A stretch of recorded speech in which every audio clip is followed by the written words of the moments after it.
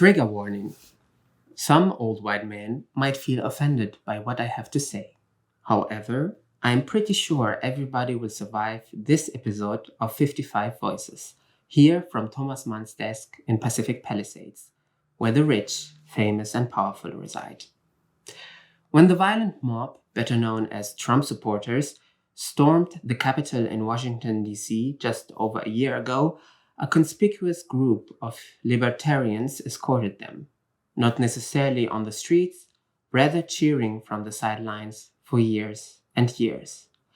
How the fork did we get here, and what has it to do, of all things, with Germany?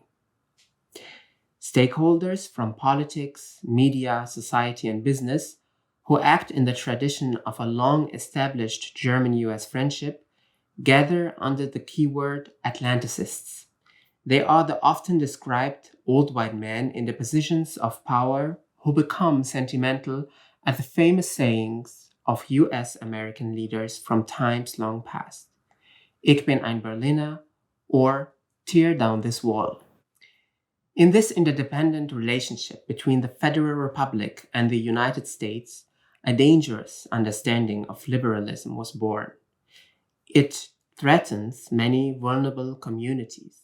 Liberalism is in itself a positive term, don't get me wrong, because there is also something good about it, the self-determination and unhindered blossoming of each subject.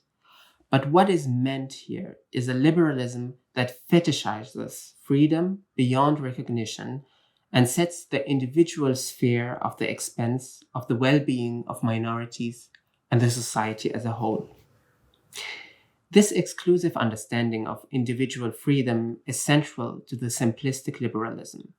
The underlying concept of freedom is defined in a fatal way, in a laissez-faire for right-wing extremists and their friends, in exploitative capitalism and the preservation of old discriminating structures. Unfortunately, many Atlanticists embody this derailed liberalism. In the spirit of limitless freedom of speech, they say what you want. So Donald Trump, for example, said what he wanted. He reproduced hate speech against women, black people, refugees, queer people. Millions of voters liked it so much, they made him president. Donald Trump was able to reach a huge audience in many mainstream and social media, build a base, normalize his misanthropic views, alternative facts, and clownish behavior.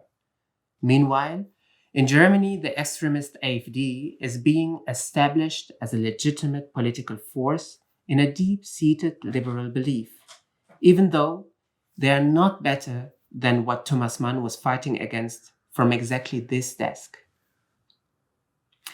More than a half a year after the storming of the Capitol in Washington, right-wing extremists tried to occupy the Reichstag in Berlin in August 2021. Armed with Nazi symbols, they got onto the stairs of the Federal German Parliament building. These events show that both in the US and in Germany, societies are threatened by the interaction between the right-wing nationalist movement and hyperliberal tolerance for them. Before the storms began on both sides of the Atlantic, the radicalized views of the stormers were normalized by hyperliberalism.